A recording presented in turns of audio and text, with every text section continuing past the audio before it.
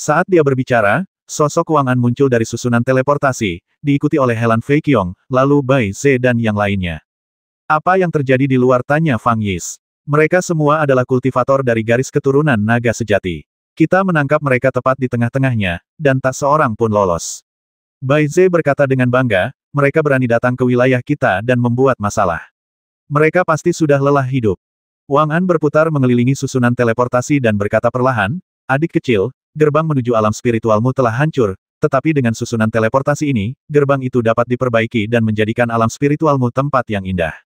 Kenapa Star Mansion itu tidak menghancurkan gerbang mereka, tanya Fang Yize, mereka bisa menggunakan susunan teleportasi saja. Itu akan menghemat banyak masalah. Kau bercanda, Wang An menggelengkan kepalanya. Sebenarnya, alam roh juga merupakan semacam formasi roh. Tanpa gerbang formasi roh menjadi seperti kurungan. Aku khawatir bahkan master formasi pun tidak bisa keluar. Tidak serumit itu, kan Fang Yis bertanya dengan nada bingung. Asal-usul susunan teleportasi ini cekak. Wang An terus mengitari susunan teleportasi itu sambil berbicara, lalu tiba-tiba mengangkat kepalanya dan bertanya, tahukah kau siapa yang memasangnya? Fang Yis tertegun sejenak, lalu menggaruk kepalanya, seolah teringat sesuatu.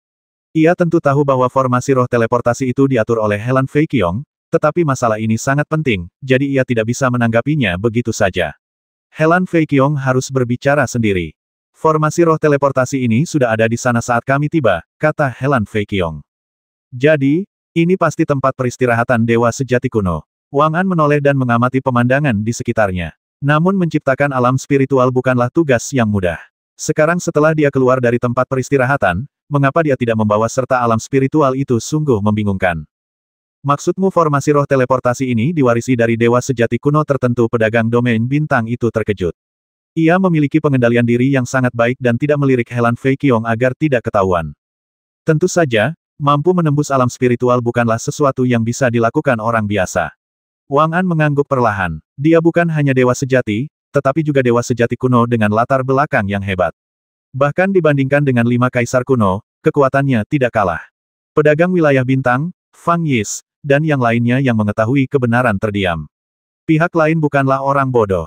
Jika mereka berpura-pura membahas sesuatu, mungkin pihak lain akan melihat kekurangannya. Saat ini, diam adalah emas. Adik laki-laki, sudah berapa lama kamu di sini, tanya Wang An.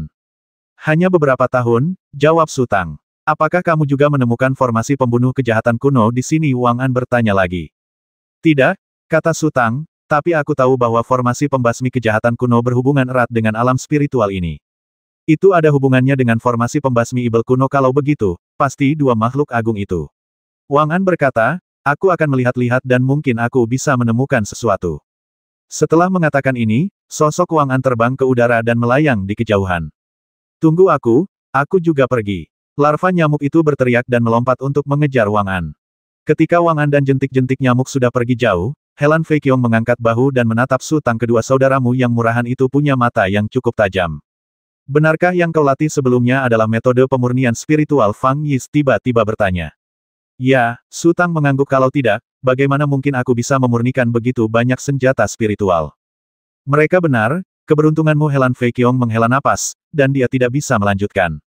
Helan Fei Qiong adalah putri sah Helan Kongxiang.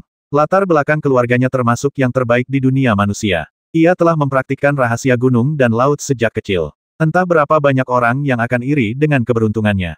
Saat mulai berlatih, teknik spiritual yang pertama kali dipraktikkan dan harta spiritual pertama yang diperoleh akan berdampak krusial bagi praktisi itu sendiri. Mempraktikkan teknik spiritual yang unggul dan memperoleh harta spiritual bermutu tinggi berarti praktisi akan mengambil lebih sedikit jalan memutar dan mengatasi banyak situasi yang mengancam nyawanya. Helan Fei Qiong juga tahu keberuntungannya sendiri, tetapi dibandingkan dengan Su Tang, ia jauh tertinggal. Setelah ia melangkah keluar dari langit berbintang, kekuatan seni gunung dan lautnya telah jauh melemah dibandingkan secara horizontal. Banyak kultivator mempraktikkan seni spiritual yang tidak lebih buruk darinya, sehingga ia menciptakan tinju 7 alam berdasarkan karakteristik benih spiritual 1000 besar untuk menutupi kekurangannya sendiri. Namun, metode pemurnian spiritual Su Tang masih merupakan seni spiritual kelas 1 ketika ia melangkah ke langit berbintang. Ada juga 3 anak panah yang menyala.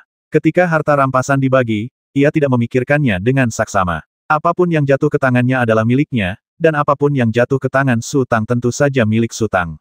Namun kini, jika dipikir-pikir lagi, ketiga anak panah yang menyala itu bersinar terang di tangan Sutang, dan bahkan dapat dengan mudah melukai makhluk agung setingkat dewa langit berbintang. Dan jiwa sejati yang ia dapatkan juga dimurnikan oleh Sutang.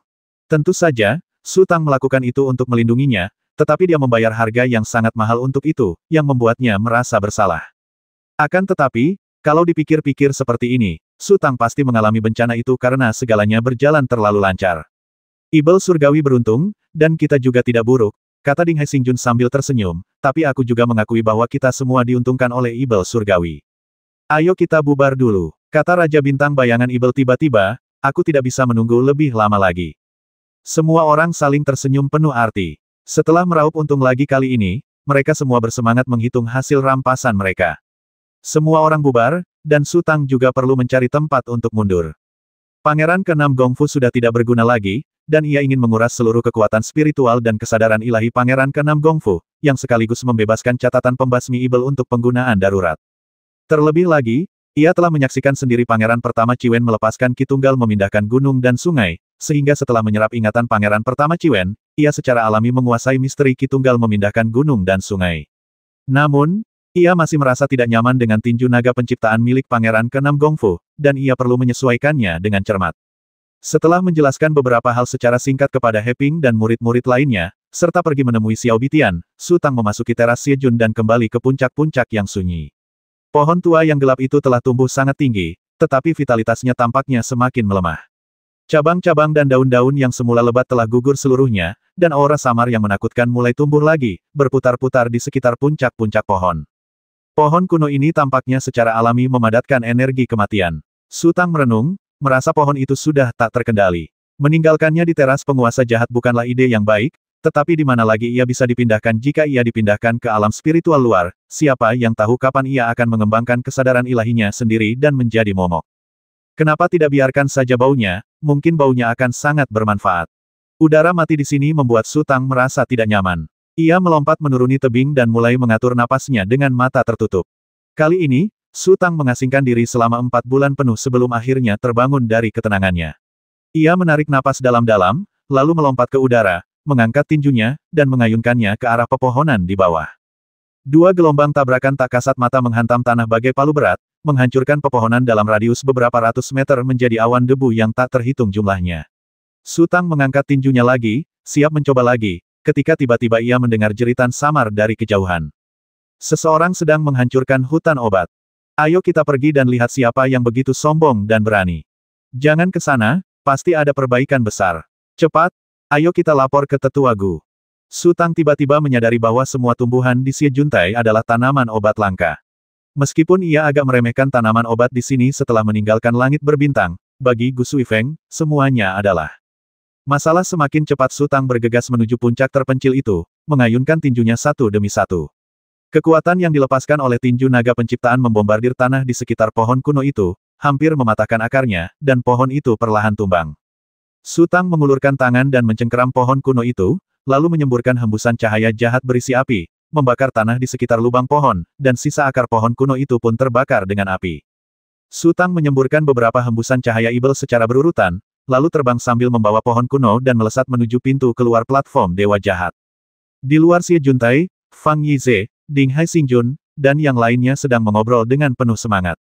Melihat Sutang membawa pohon mati dan melayang turun dari langit, Fang Yize mengerutkan kening dan bertanya, di mana kau menemukan pohon seperti itu meskipun ia mempraktikkan sutra darah. Sutra darah tidak termasuk dalam kategori kultivasi kematian. Perasaan kematian yang samar membuatnya sangat tidak nyaman. Apakah kau melihat Dewa Bintang Yanmeng? Sutang melemparkan pohon kuno itu ke samping. Aku melihatnya beberapa hari yang lalu, kata Fang Yize. Aku tidak tahu kemana dia pergi akhir-akhir ini. He Ping, panggil Sutang. He Ping, Zhong Xiuer dan yang lainnya di kejauhan bergegas guru, apa instruksi Anda? Pergi dan temukan Dewa Bintang Yanmeng, kata Sutang. Ia melihat sekeliling dan tiba-tiba menemukan jentik-jentik nyamuk dan Dewa Bintang Bu Ke sedang duduk di sisi lain. Suasana terasa agak tidak nyaman. Wajah Dewa Bintang Bu Ke memerah, dan jentik-jentik nyamuk tampak agresif. Apa yang terjadi di sana? Tanya Sutang. Kau sudah pergi selama setengah tahun. Aku penasaran kekacauan apa yang dibuat kakak seniormu di sini. Fang Yis menghela napas, kekacauan di mana-mana. Oh, Sutang mengerutkan kening dan berjalan ke sana. Buke, ada apa? Sang peramal melirik Sutang, matanya penuh keluhan. Jentik nyamuk itu berbalik dan melihat Su Tang, lalu berkata sambil tersenyum tidak apa-apa, aku hanya ingin dia menggunakan ilmu numerologi ilahi untuk menyimpulkan berapa banyak tahi lalat di bokongku, dan berjudi sedikit, hehe berjudi besar itu menyakitkan, berjudi kecil itu menyenangkan. Haruskah aku bertaruh padamu dewa keberuntungan benar-benar mengumpat, jelas-jelas terlalu dipaksa. Melihat Su Tang telah keluar dari tempat persembunyiannya dan memiliki pendukung, ia berkata apakah angka dewaku digunakan untuk menyimpulkan ini dan taruhan kecil untuk bersenang-senang kau bisa saja merampokku langsung. Su Tang mendesah pelan dan menatap larva nyamuk dengan tatapan mencela. Saat itu, suara si Xiaoru terdengar dari depan kalian sudah keluar. Ketika Su Tang melihat si Xiaoru, ia tersenyum dan mengangguk. Namun, si Xiaoru tersenyum lebih bahagia daripada dirinya, lalu membuka tangannya dan memeluknya. Su Tang sedikit terkejut. Meskipun kepribadian si Xiaoru agak tomboy, dia sangat malu dengan hal-hal intim seperti itu. Apa yang terjadi? Pada saat ini, perhatian Su Tang terpusat pada si Xiaoru, dan dia tidak menyadari bahwa mata larva nyamuk itu sedikit berkedip.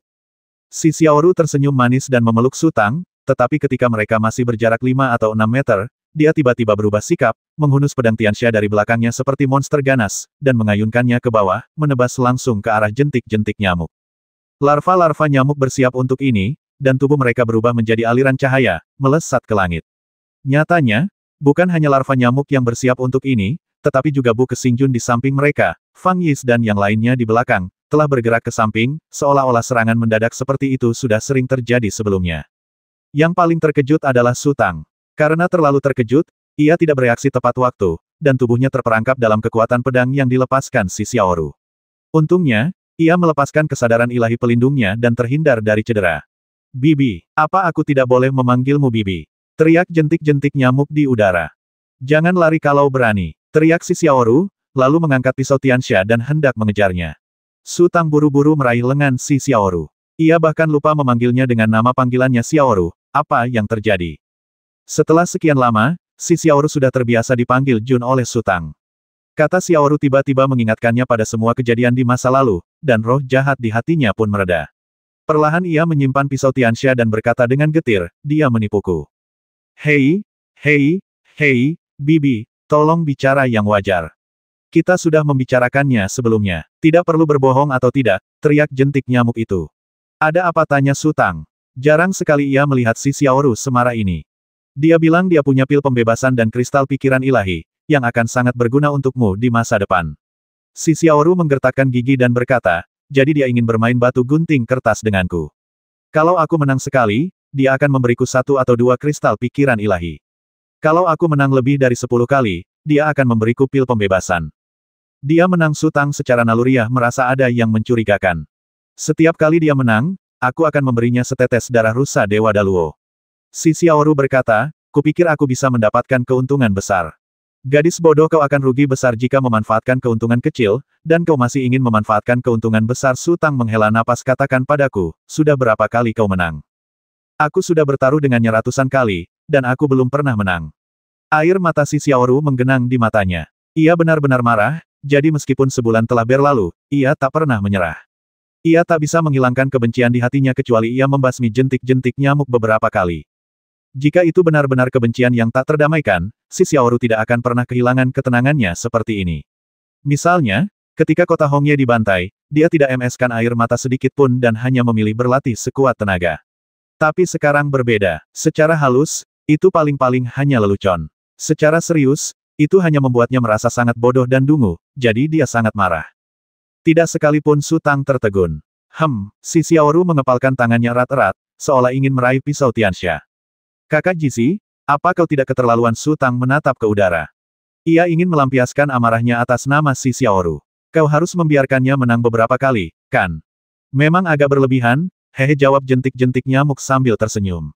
Kedengarannya seperti larva nyamuk mengakui kesalahan mereka, tetapi ekspresi mereka sangat kejam. Si Xiaoru menarik napas panjang dan akhirnya meraih gagang pisau Tianxia lagi. Bagaimana kalau begini, ayo kita bertaruh, kata Su Tang sambil meraih tangan si Xiaoru. Aku tidak akan bertaruh denganmu. Larva nyamuk itu segera menggelengkan kepalanya. Mengapa kamu tidak bertaruh denganku, tanya Su Tangqi. Wang An bilang, meskipun kamu terlihat konyol di luar, kamu sebenarnya lebih pintar dan lebih licik daripada orang lain. Lagi pula, kamu jelas ingin membalas dendam pada istrimu. Buat apa aku bertaruh denganmu? Apa aku bodoh? Teriak larva nyamuk itu. Apakah kamu takut, kata Su Tang? Aku takut. Jentik-jentik nyamuk itu bertingkah seperti orang bodoh lagi, provokasi tidak akan mempan padaku. Maaf sekali aku memanggilmu kakak senior. Kau benar-benar, Su Tang menggelengkan kepalanya, kau sama sekali tidak punya rasa tanggung jawab. Ekspresi jentik nyamuk berubah. Ia merasa sedikit kewalahan dengan apa yang dikatakan rekan magangnya yang lebih muda. Ia ragu sejenak dan berkata, kau mau bertaruh apa? Aku punya buku di sini. Aku akan membacanya sekali, dan kau juga membacanya sekali. Su Tang berkata, pada akhirnya, mari kita lihat siapa yang paling ingat. Jika aku kalah untuk satu kata, aku akan memberimu 1 kilogram kristal pikiran ilahi. Jika aku menang untuk satu kata, kau akan memberiku 1 atau 2 kristal pikiran ilahi. Dibandingkan dengan ini, larva nyamuk tiba-tiba tersenyum nakal. Oke, jangan menyesalinya. Janji adalah janji yang tidak bisa ditarik kembali, kata Su Tang. Hahaha, apa kau benar-benar menganggapku bodoh? Jentik nyamuk itu mendarat di depan Su Tang dan tertawa terbahak-bahak. Ayo kita bertanding, tapi jangan dengan bukumu. Kau sudah membaca bukumu berkali-kali. Aku yakin aku akan kalah. Kalau kita harus bertanding, ayo kita bertanding dengan bukuku. Setelah mengatakan itu, larva nyamuk mengeluarkan sebuah buklet dan berkata dengan bangga, ini adalah jimat spiritual kuno. Setiap jimat memiliki ribuan goresan, atau bahkan puluhan ribu.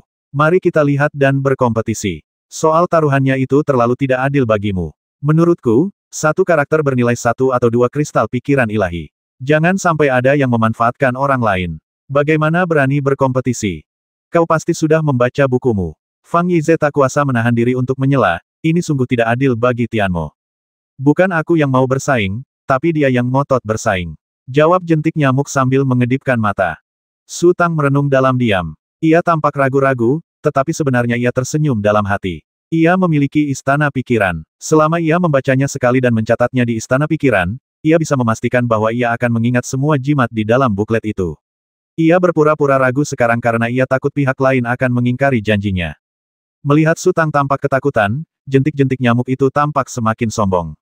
Terus kenapa kamu mau ikut lomba atau tidak? Kukatakan, adik junior, di Linglian Famenku, tidak ada yang sepengecut dirimu.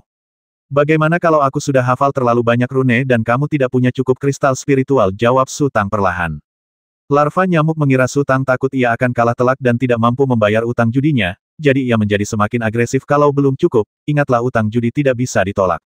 Kau harus membayarnya apapun yang terjadi. Su Tang melihat sekilas Wang An berjalan ke arahnya, lalu berbalik dan berseru, saudara Wang An, kemarilah dan jadilah saksi. Wang An sedikit tertegun, lalu bergegas menghampiri. Setelah memahami keseluruhan cerita, ekspresinya menjadi agak tidak wajar. Ia menarik Su Tang ke samping dan berbisik, jimat kuno itu bukan untuk bersenang-senang. Sepintar apapun dirimu, cukuplah jika kau bisa mengingat 1 atau 2. Saudaraku, kamu hanya perlu menjadi saksi, desak Su Tang. Wang An tertegun sejenak, lalu berbisik, adik junior, jangan salahkan aku karena tidak mengingatkanmu. Hao Tianpu sudah lama berada di tangan Jie Xi. Dia telah mempraktikkannya setidaknya selama ribuan tahun. Kau hampir tidak punya harapan untuk menang melawannya. Kalau dia tidak yakin, kenapa dia mau bertaruh denganku? Tanya Su Tang. Wang An terdiam, menatap Su Tang yang tampak linglung. Setelah beberapa saat, ia tersenyum, berbalik, dan berjalan kembali.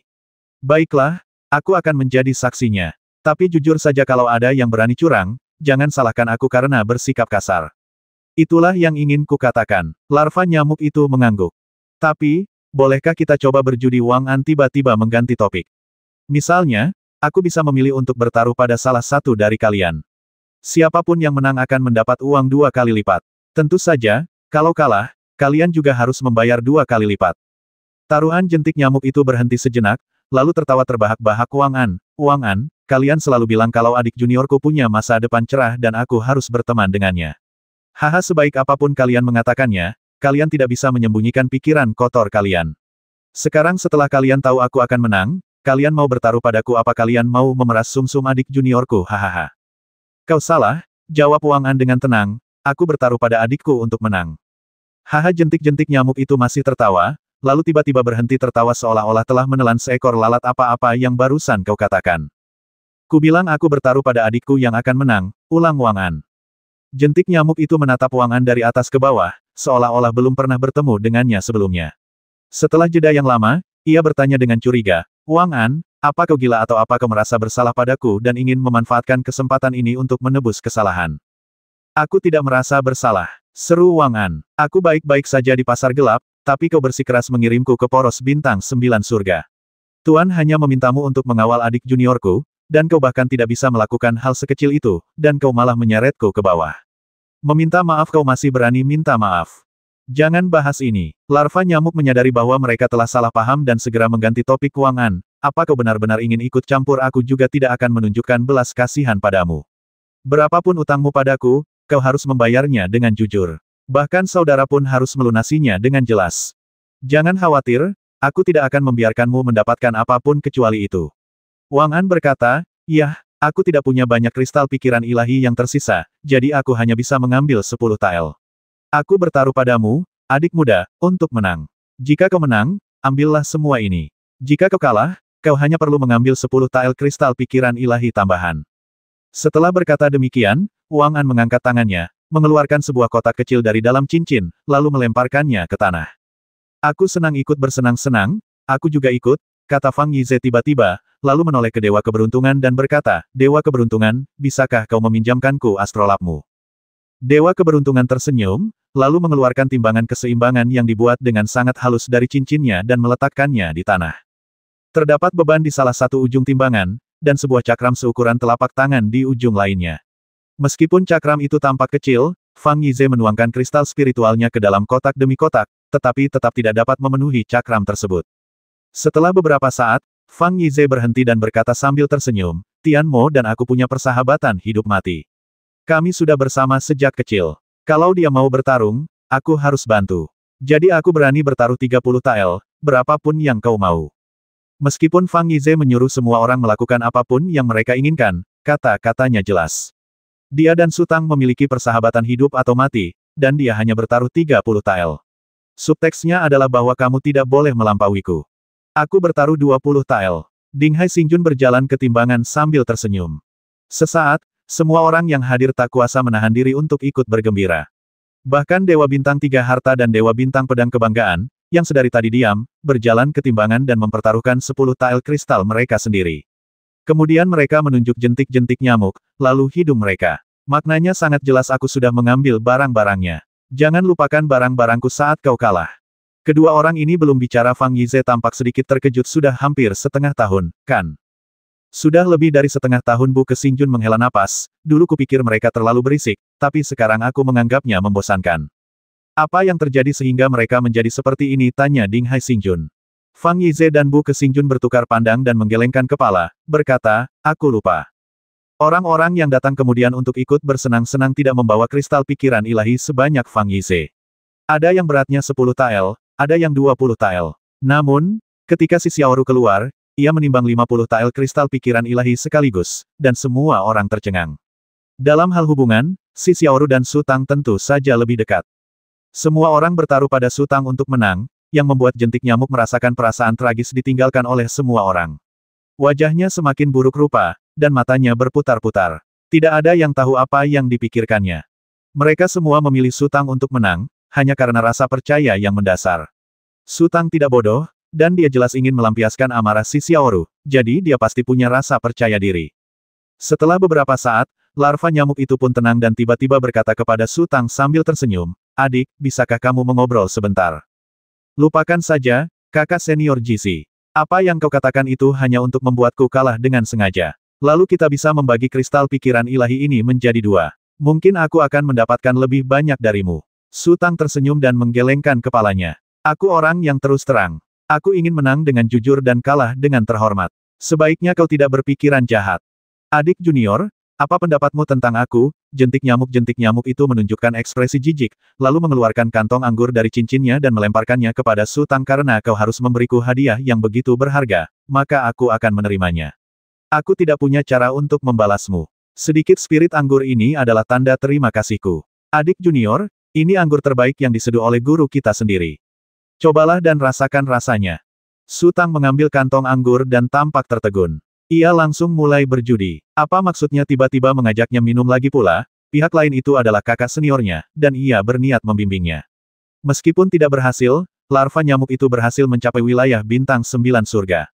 Sutang mengeluarkan gabus anggur dan hendak mencicipinya ketika sebuah tangan tiba-tiba terulur dan merenggut kantong anggur itu. Pria yang merampas kantong anggur itu tak lain adalah Wang An. Ia memainkan kantong itu, dengan senyum tipis di wajahnya sambil memandangi larva nyamuk dengan acuh tak acuh. Lalu ia berkata, kau berhasil membujukku untuk membeli anggur Fata Ana beberapa hari yang lalu. Jadi kau menggunakannya untuk menipu. Kakak senior Wang An, anggur ini Sutang tercengang. Anggur Fata Ana memang sangat bermanfaat bagi kita para biksu, terutama jika dikonsumsi sebelum retret. Anggur ini dapat membuat tekad para biksu menjadi sangat kuat, tak kenal takut, dan mampu melangkah maju dengan berani. Namun, anggur ini juga memiliki efek samping. Minum terlalu banyak akan membuat otak kita menjadi keras kepala dan tidak masuk akal, seperti orang bodoh, kata Wang An perlahan. Sutang tiba-tiba merasakan fluktuasi kekuatan spiritual yang dahsyat meletus di belakangnya. Saat berbalik, ia melihat murid Xiaoru telah menghunus pedang jahat surgawi dan hendak mengaktifkan teknik bintang jatuh. Sutang segera mengulurkan tangan dan meraih si Xiaoru. Saat itu, larva nyamuk itu berkata dengan heran, ini bukan anggur Fata Ana, Wang An. Apa kau salah lihat? Omong kosong, teriak Wang An. Anggur Fata Ana itu diambil dariku. Apa kau tidak mengenali kantong anggurku sendiri? Dasar orang menyebalkan kecil, jangan pikirkan hal-hal jahat itu. Kalau aku tidak bertaruh, aku mungkin tidak akan membantu kalian berdua dan melihat kalian bertarung. Tapi aku sudah bertaruh bahwa adikku akan menang, dan aku pasti tidak akan menoleransi kalian melakukan apapun secara diam-diam. Kalau begitu, aku pasti salah pilih, kata jentik nyamuk itu. Seburuk apapun karakterku, aku tak akan pernah melakukan hal seperti itu. Kakak Jizi, aku benar-benar meremehkan rasa malumu. Sutang terdiam. Jangan bicara omong kosong, ayo kita mulai taruhannya. Baiklah, jentik nyamuk itu pun bersorak, adik kecil, kita harus sepakat bahwa ketika melihat jimat spiritual kuno, tidak seorang pun boleh menggunakan pikiran spiritualnya, dan hanya boleh menggunakan mata kepalanya sendiri untuk melihat. Terserah kamu, kata Sutang. Larva nyamuk itu merenung sejenak. Sebenarnya, ia semakin ragu karena Sutang bersikap sangat percaya diri. Namun, sekeras apapun ia berpikir, ia tidak tahu bagaimana Sutang bisa mengalahkannya. Sekarang ia terpaksa melakukan sesuatu, jika ia menyerah saat ini, ia pasti akan menjadi bahan tertawaan. Akhirnya, jentik-jentik nyamuk itu menggertakkan gigi dan berkata, bawakan aku 2 batang dupa. Adik, lihatlah dulu. Aku akan memberimu 1 batang dupa, lalu aku akan melihatnya. Aku punya semuanya di sini. Dewa keberuntungan mengeluarkan 2 batang dupa merah dari cincinnya, berjalan mendekati Sutang, dan menyerahkannya sambil berbisik cepat, Ibel, kau harus mengingat sebanyak mungkin jimat. Ketika salah satu dupa merah dinyalakan, jentik-jentik nyamuk mengangkat tangannya dan melemparkan buklet di tangannya kepada Sutang, lalu mengawasi setiap gerak-gerik Sutang dengan mata tajam, mencoba menemukan kesalahan apapun. Sutang benar-benar tidak menggunakan pikiran spiritualnya, tetapi hanya menarik kembali kesadaran spiritualnya ke dalam otaknya, meminjam kekuatan istana pikiran untuk mengamati jimat dalam buklet. Hanya ada 1 jimat di setiap halaman. Larva nyamuk itu tidak bicara omong kosong. Setiap jimat memiliki ribuan goresan. Sekilas, tampak sangat teratur, tetapi jika diperhatikan lebih dekat, Anda akan menemukan bahwa seluruh halaman tidak teratur. Secerdas apapun kehidupan, mustahil untuk menghafal seluruh struktur jimat dalam waktu sesingkat itu. Namun, otak Sutang diciptakan dengan bantuan kekuatan kehidupan mekanis, sehingga ukiran yang sangat sulit ini semudah menjentikkan jari baginya. Sutang membalik halaman satu per satu, totalnya 36 halaman, dan menuliskan 36 jimat. Ketika ia menuliskan jimat terakhir, dupa merahnya hanya terbakar kurang dari sepertiganya. Sutang memadamkan dupa, lalu melemparkan buklet itu kembali ke jentik-jentik nyamuk dan berkata, sekarang giliranmu. Setan, masih banyak waktu. Tonton lagi beberapa kali. Fang Yize tak kuasa menahan diri untuk berteriak. Meskipun ia rela menggunakan kristal sucinya untuk menghibur Sutang demi persahabatan, kalah tak masalah. Ia telah mendapatkan begitu banyak dari Sutang akhir-akhir ini, tetapi menang tentu akan lebih baik. Tidak perlu, baca saja sekali saja, kata Sutang. Jentik nyamuk itu mengulurkan tangan dan mengambil buklet itu, menatap kosong ke arah Sutang. Lalu ia bertanya dengan ragu, adik junior, apakah kau sudah hafal semuanya? Jangan khawatirkan aku untuk saat ini, kata Sutang, sekarang giliranmu. Setelah mengatakan itu, Sutang sudah menyalakan dupa merah lainnya. Jentik nyamuk itu tampak gelisah. Sebenarnya, percuma saja baginya untuk mengawasinya sekarang. Jika ia mengandalkan saat ini, mustahil ia bisa melawan Sutang. Sutang memejamkan mata sejenak dan terus berlatih mengukir jimat dalam pikirannya. Secara naluriah, ia merasa bahwa setiap jimat mengandung kekuatan yang unik dan luar biasa, tetapi ia belum mampu memahaminya untuk saat ini. Jentik-jentik nyamuk itu hanya membuang-buang waktu. Pikiran mereka tidak tertuju pada buku itu. Setelah beberapa lama, Ketika dupa merah akhirnya habis terbakar, mereka berkata dengan lemah, adik kecil, kemarilah. Coba kulihat berapa banyak jimat yang telah kau hafal. Su Tang mengulurkan tangannya untuk mengaktifkan pedang ajaib, terbang ke udara, mengaktifkan pikiran spiritualnya, dan menggambar jimat di udara dengan ujung pedang. Gerakan Su Tang sangat cepat, dan ia mengeluarkan ratusan cahaya pedang dalam sekejap. Saat itu, raut wajah terkejut muncul di wajahnya, karena kehilangan kekuatan spiritualnya jauh melebihi ekspektasinya, dan ia bahkan ragu apakah ia bisa mengukir jimat sepenuhnya. Wang An di bawah melihat petunjuk itu dan buru-buru berteriak, adik junior, ini hanya demonstrasi. Sekalipun kau tidak menggunakan kesadaran ilahimu, mantra spiritual kuno itu masih bisa diselesaikan. Belum terlambat untuk menyerah sekarang. Daya hantamnya tidak kuat, kau mungkin bisa menahannya. Kalau kau menunda lebih lama lagi, semuanya akan terlambat. Pikiran Su Tang berpacu, tetapi kemudian ia menyerah.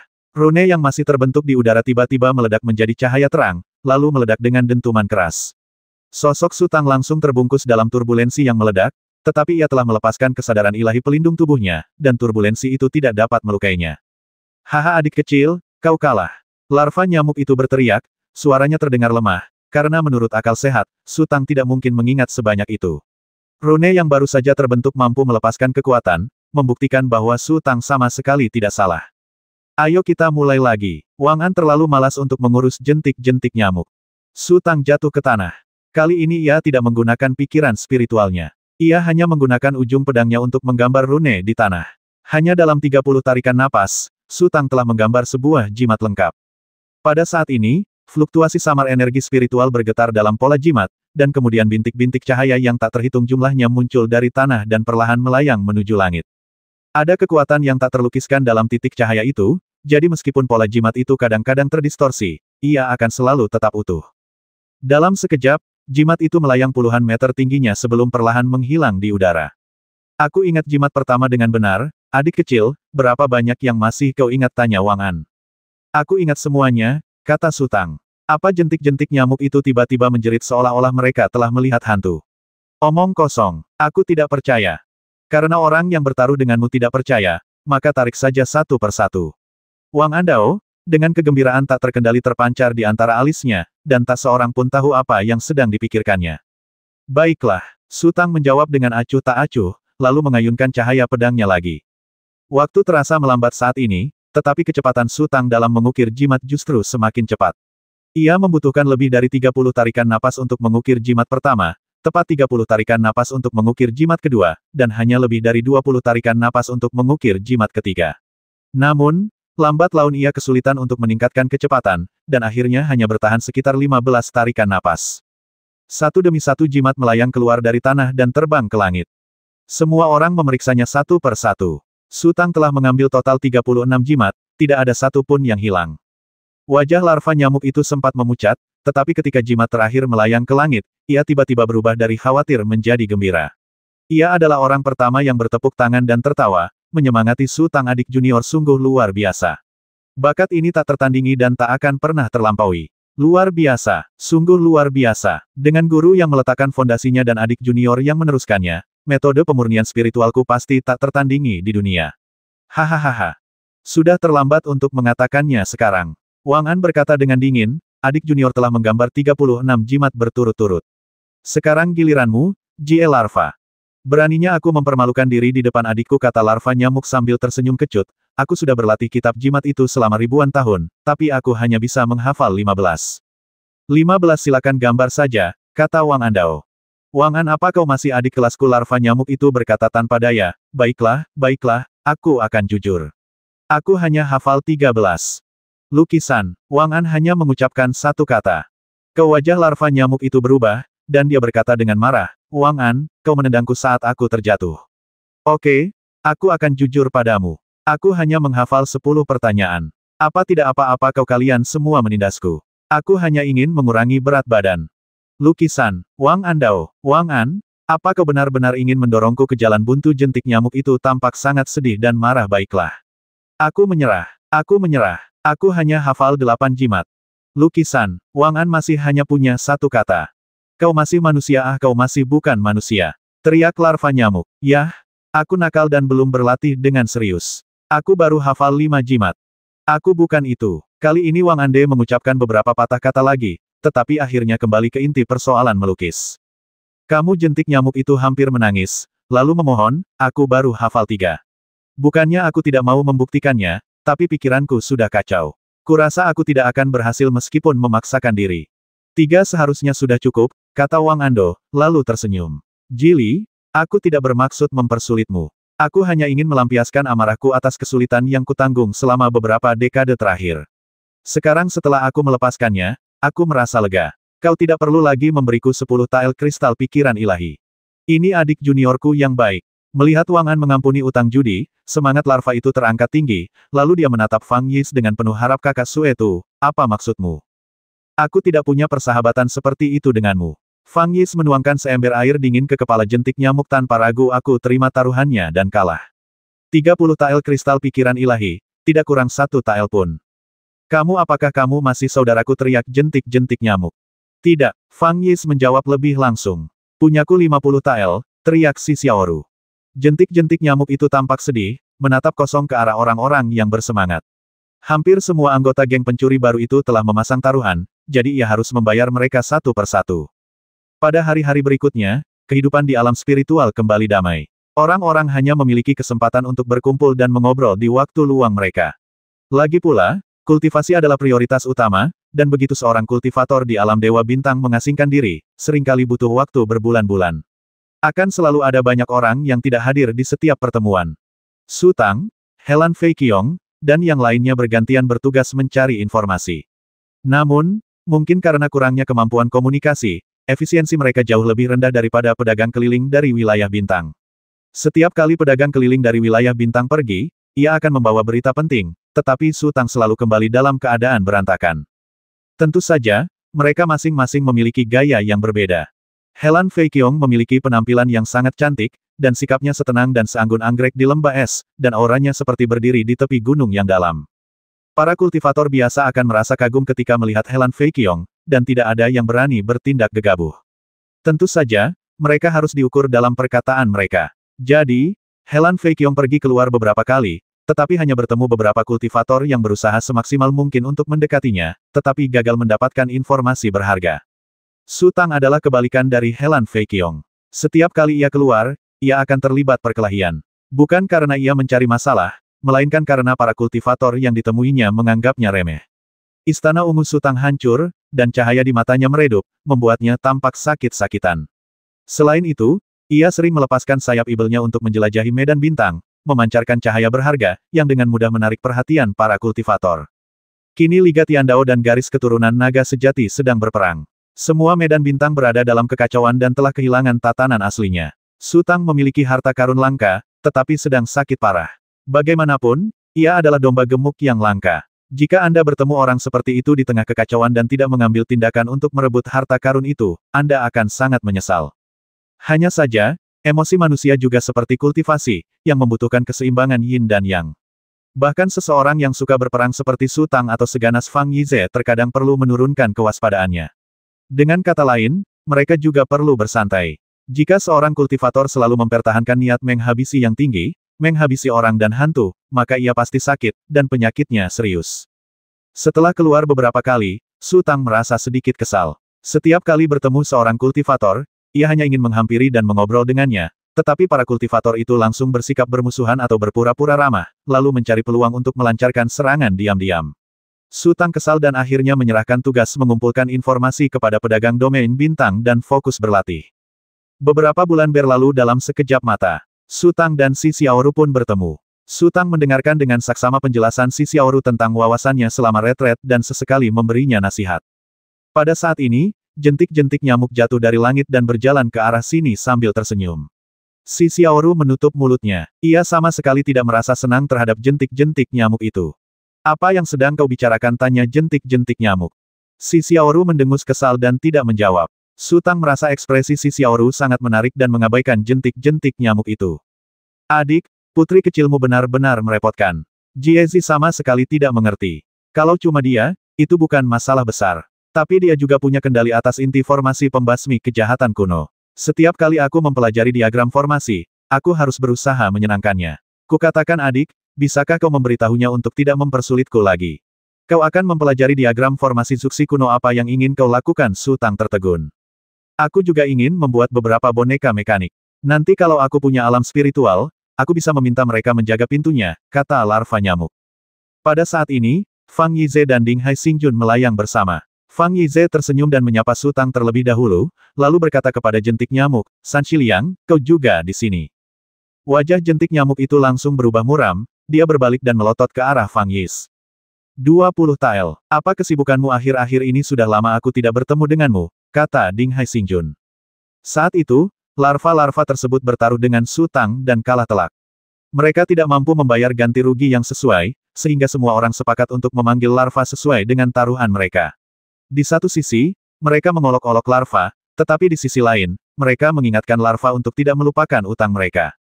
Larva nyamuk berutang 30 tael kristal kesadaran ilahi kepada Fang Yiz dan berutang 20 tael kristal kesadaran ilahi kepada Ding Hai Xingjun, jadi mereka menyebut larva nyamuk itu secara berbeda.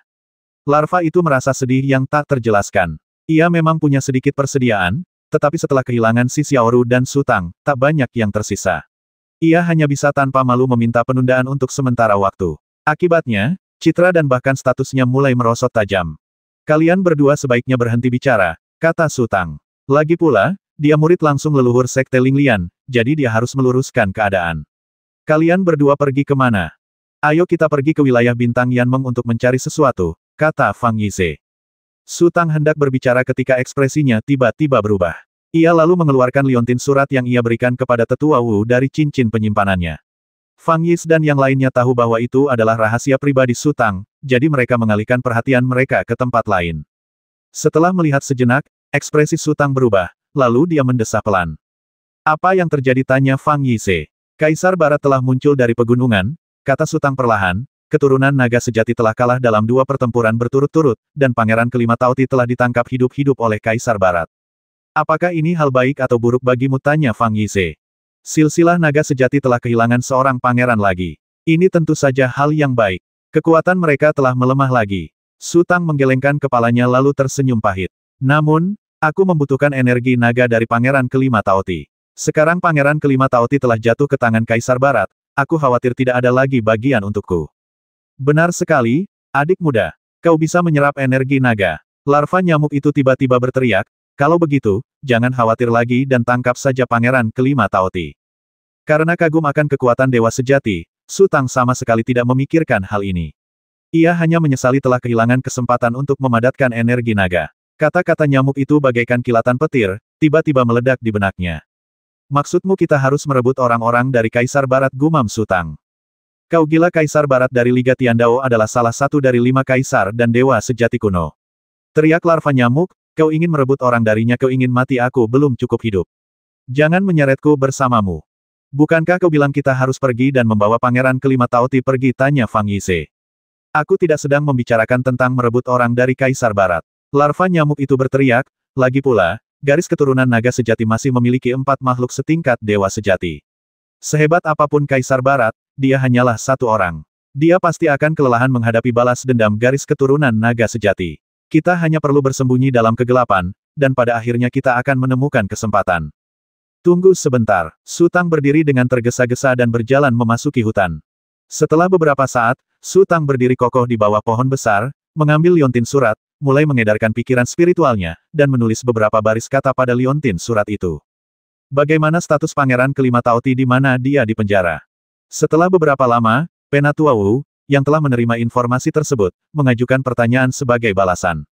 Saya tidak yakin, mengapa Anda menanyakan hal ini? Su Tang terdiam. Alasan biasa tak akan meyakinkan Tetua Wu. Satu-satunya kesempatannya adalah mengatakan yang sebenarnya. Jika ia bisa mendapatkan dukungan Tetua Wu, peluangnya akan jauh lebih besar. Istana Unguku telah hancur. Satu-satunya jalan keluar adalah menyerap energi naga dan membangun kembali Istana Unguku. Penatua Wu tampak sangat terkejut dan menunggu lama sebelum menjawab. Apakah kamu bercanda? Su Tang mengerti bahwa jika dia ingin mendapatkan dukungan dari Tetua Wu, dia hanya bisa menceritakan keseluruhan ceritanya. Aku tidak akan bercanda tentang hal-hal seperti itu, dan aku sudah berhasil. Setelah menyingkirkan Pangeran ke-9 Jiaotu, aku mempelajari seni kehidupan abadi. Setelah menyingkirkan Pangeran pertama Ciwen, aku mempelajari memindahkan gunung dan sungai dengan satu ki. Setelah menyingkirkan Pangeran ke-6 Gongfu, aku mempelajari tinju naga penciptaan. Kali ini, Penatua Wu bereaksi sangat cepat. Tahukah Anda apa yang sedang Anda bicarakan? Su Tang tersenyum pahit. Mungkin seharusnya dia tidak merahasiakannya dari Tetua Wu sebelumnya. Membicarakan hal ini sekarang terlalu tiba-tiba bagi Tetua Wu. Tentu saja saya tahu. Bagaimana mungkin Anda mempelajari rahasia naga? Su Tang terdiam cukup lama, lalu menuliskan sebaris kata pada liontin surat itu. Karena saya memiliki jiwa yang sejati. Penatua Wu mungkin terlalu bersemangat dan benar-benar menulis lebih dari selusin kalimat yang identik. Aku jadi gila, aku benar-benar jadi gila. Su Tang mendesah ringan dan mengedarkan kekuatan spiritualnya lagi. Anda harus percaya kepada saya, ini adalah masalah serius dan saya tidak berani menyebutkannya kepada siapapun sebelumnya. Tentu saja aku percaya padamu. Tuan Donghuanglah yang merampas jiwa sejati naga sejati kuno itu. Karena kalian berdua bisa menjadi murid langsung Tuan Donghuang, jiwa sejati itu pasti ada di tanganmu. Tapi aku tak pernah menyangka jiwa sejati akan memberimu potensi sebesar itu. Su Tang berhenti sejenak dan meneruskan menulis pada liontin surat itu.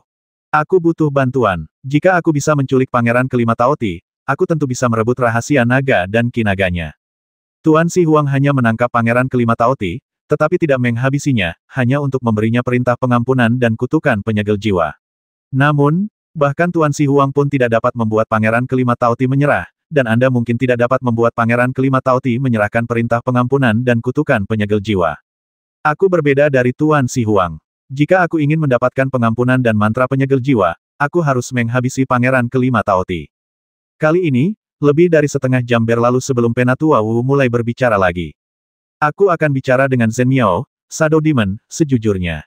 Aku tidak ingin menyembunyikannya darimu, dan bukannya aku tidak percaya padamu, tapi aku tidak tahu apakah kau akan menjadi naga sejati kuno lainnya. Surga telah membayar harga yang sangat mahal untuk menyingkirkan naga sejati kuno itu. Jika kau benar-benar mengumpulkan semua energi naga dan teknik naga, tetapi mentalitasmu berubah di bawah pengaruh energi naga, dan kau menjadi sama seperti naga sejati kuno, maka akulah yang akan disalahkan bahkan jika aku mati 100 kali. Su Tang berhenti bicara. Pikirannya sangat jernih dan ia langsung memahami kekhawatiran Tetua Wu. Kemampuannya menyerap energi naga menunjukkan potensinya yang luar biasa. Jadi, setelah ia menjadi makhluk agung yang setara dengan ruang hampa kuno, kubu mana yang akan ia pilih? Kalau begitu, aku akan menunggu kabarmu. Su Tang perlahan menulis sebuah kalimat, lalu menyimpan liontin surat itu. Sekarang semuanya bergantung pada penguasa bintang Zhen Miao. Jika penguasa bintang Zhen Miao percaya padanya, Tetua Wu tentu akan membantunya dengan segenap kekuatannya. Jika penguasa bintang Zhen Miao tidak percaya padanya, maka ia hanya bisa mengandalkan dirinya sendiri. Dibandingkan dengan Tetua Wu, Wang An dan Jie Zi lebih mempercayai Su Tang, terutama Wang An. Ketika mengetahui bahwa Pangeran Kelima Taoti telah jatuh ke tangan Kaisar Barat, ia berulang kali membujuk Su Tang untuk segera menyelidiki pergerakan Liga Tiandao dan harus merebut Pangeran Kelima Taoti. Su Tang menduga bahwa tindakan Wang An dan Jie Zi pasti ada hubungannya dengan leluhur Sekte Linglian, karena dia tahu bahwa Wang An dan Jie Zi telah bertukar informasi dengan leluhur Sekte Linglian menggunakan jimat huruf. Namun, itu adalah urusan pribadi orang lain, dan dia belum secara resmi bergabung dengan Sekte Linglian, jadi dia berpura-pura tidak melihatnya. Su Tang tidak ingin bertindak gegabah. Pertama-tama, ia tidak tahu niat Tetua Wu. Jika Tetua Wu tidak menghubunginya lagi, itu berarti Zhen Miao Xingjun dan Tetua Wu tidak akan bekerja sama dengannya, bahkan mungkin mengkhianatinya. Jika ia mencoba merampok Pangeran Kelima Taoti saat ini, ia pasti akan terjebak. Setelah menunggu lebih dari 10 hari dengan cemas, liontin surat itu akhirnya menghasilkan fluktuasi kekuatan spiritual. Su Tang buru-buru mengeluarkan liontin surat itu dan melihat apa yang dikatakan Penatua Wu. Zhen Miao bilang dia merasa ada ikatan batin denganmu saat pertama kali melihatmu, jadi dia membantumu, entah sengaja atau tidak, tapi menurutku itu agak kurang pantas. Membiarkan hal sebesar ini bergantung pada satu kata saja itu lucu.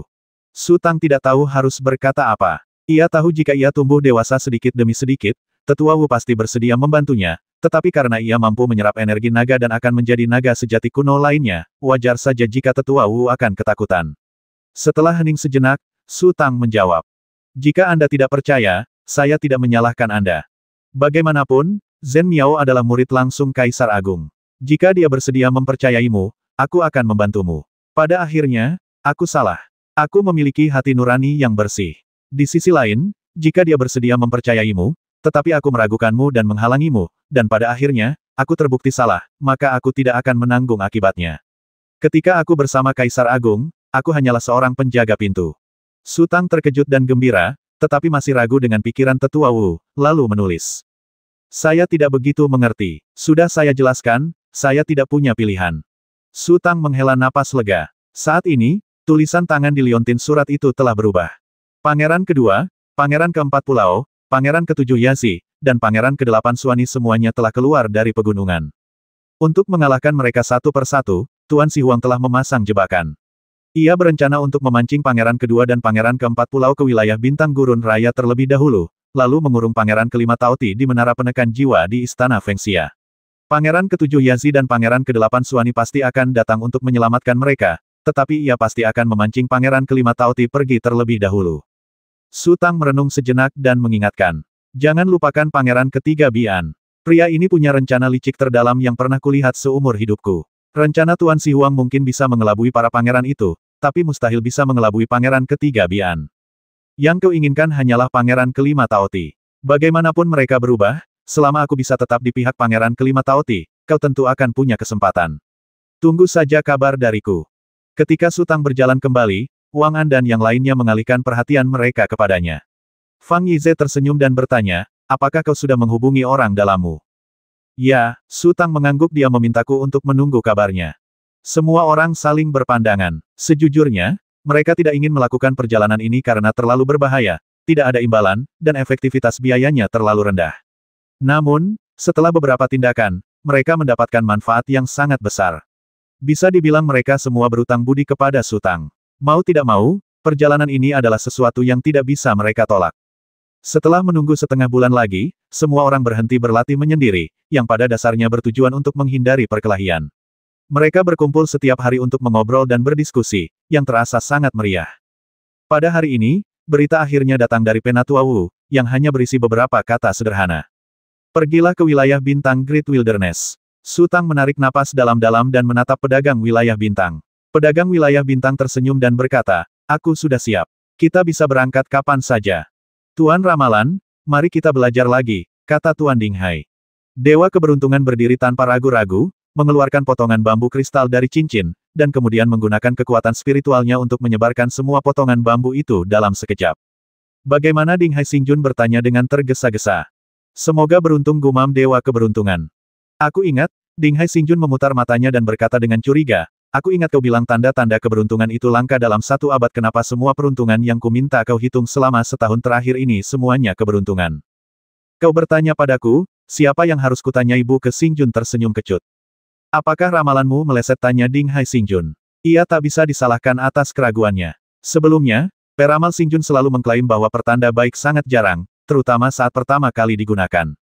Ia mengaku telah menggunakan ramalan berkali-kali, dan ini pertama kalinya ia menghitung pertanda baik yang sesungguhnya. Jadi, bagaimana mungkin pertanda baik menjadi hal yang biasa sekarang setiap saat? Lalu, apa gunanya? Kau boleh meragukan karakterku, tapi kau tak boleh meragukan ramalanku. Urat-urat muncul di dahi sang peramal bintang. Tak seorang pun mempercayainya, tetapi ia satu-satunya yang mempercayainya tanpa keraguan, karena ia tahu jika ia tidak bersama 4 bintang, ramalannya tak akan pernah begitu baik lagi. Namun, ia juga tak habis pikir bahwa begitu ramalan itu terungkap, perubahan besar pasti akan terjadi. Kau masih percaya? Si jentik nyamuk mencibir, kecuali tuanku, kebanyakan orang yang menggunakan angka-angka ilahi untuk menyimpulkan adalah pembohong. Apa leluhur juga tahu angka dewa keberuntungan? Tercengang. Tuanku tahu segalanya. Apa hebatnya angka suci? Kata larva nyamuk dengan bangga. Kata-katamu benar-benar terdengar seperti pembohong. Dewa keberuntungan balas mencibir, semakin dalam kau mendalami seni angka-angka ilahi, semakin tak terduga kau akan merasakan kehendak surga, dan semakin berhati-hati kau nantinya. Jangan pernah percaya pada siapapun yang mengaku tahu segalanya. Oh, jentik nyamuk itu tertegun sejenak, menatap dewa keberuntungan dari atas ke bawah. Kau sungguh berbakat. Guru juga pernah mengatakan hal yang sama. Karena ini pertanda baik, lalu mengapa kita masih berdiri di sana? Kata Raja Bintang Bayangan Ibel dengan tenang. Ia baru saja menembus kemacetan beberapa bulan yang lalu. Ia adalah orang pertama di antara kerumunan yang melangkah ke ranah Raja Agung setelah Su Tang dan Helan Fei Qiong. Hatinya penuh semangat juang dan ia sangat perlu menguji dirinya melalui pertempuran. Ini urusanku sendiri, aku tidak akan memaksamu, kata Su Tang lembut. Ini urusanmu, dan ini urusan kita juga. Fang Yize berdiri dan tersenyum. Kalau ada yang menghindari pertempuran, bagaimana mungkin dia berani tinggal di sini? Benar, Bu Ke Xingjun mengangguk penuh semangat. Ia memiliki keyakinan yang paling kuat pada Su Tang. Bahkan, keyakinannya melampaui si Xiaoru dan Wen Xiang. Apapun kesulitan dan rintangan yang menghadang, ia yakin bahwa dengan kekuatan 4 bintang, ia akan mampu menembus rintangan tersebut. Ini bukan pertama kalinya Sutang dan pedagang keliling dari ladang bintang pergi ke ladang bintang gurun raya. Mereka melaju keluar dari ladang spiritual dengan kecepatan penuh, dan hanya butuh beberapa hari bagi mereka untuk mendekati ladang bintang gurun raya.